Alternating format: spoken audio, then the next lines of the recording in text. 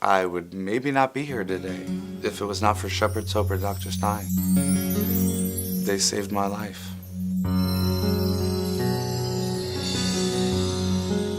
Had you met 34-year-old Robert Sechrist 5 or 10 years ago, you would probably have said life looked pretty good for him. He came from a close-knit family that included his 3 siblings. He married his high school sweetheart. Tall and lean, he enjoyed sports and an active lifestyle.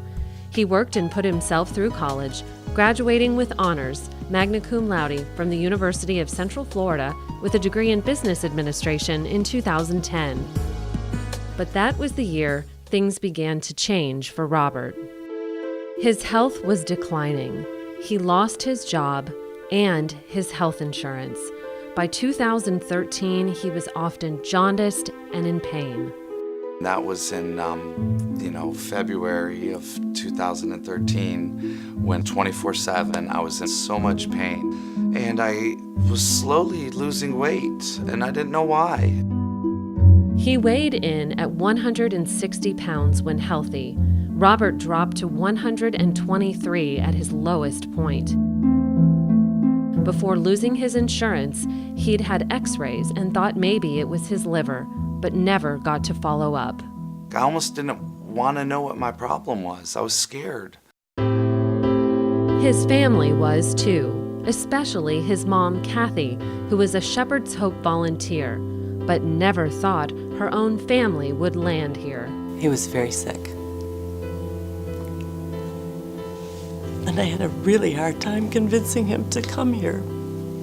It was really hard on her. It took a toll on her. There are several times I can remember where the fear was just palpable. As hard as it was for me to watch my brother, it was almost equally as difficult to see my mom. It took me 6 months, though, to get him here. 6 months of me trying to, please, Bobby, please. I don't know if it was ego. I don't know if it's embarrassment. He didn't want to come, and he came, and it's changed his life. At the Longwood Clinic, Robert met with Dr. Philip Stein. I'll never forget it. He was just so caring and wanted to help me. He had a very defined problem that if I could muster the resources to help him, I thought there was a chance I could make a significant difference for him. He literally had failure of his pancreas, and this was something that was based on the x-ray that I had and the history that he was giving me.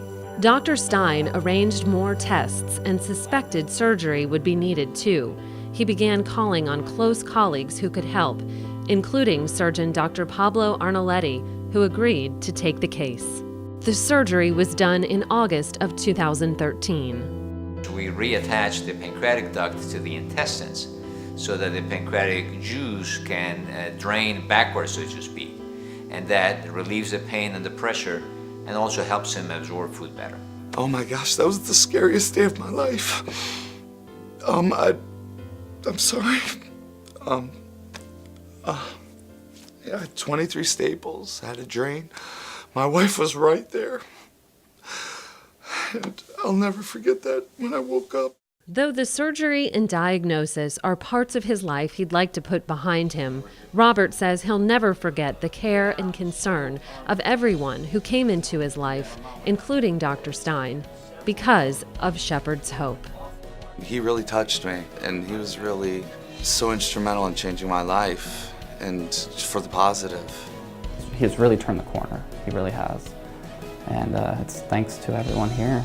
In the end, it isn't just Robert's story, but the story of all those around him who each found a moment of hope. My moment of hope was when he found this organization. It was a shining moment. It really was. When he told me the care that he was receiving and the help and the support, that was the hope.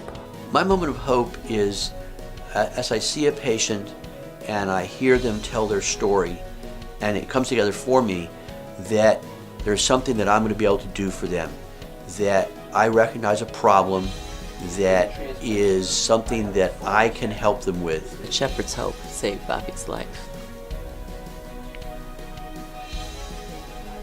No doubt. I, with all my heart, love the people here in Florida Hospital. And when I say my prayers, I thank God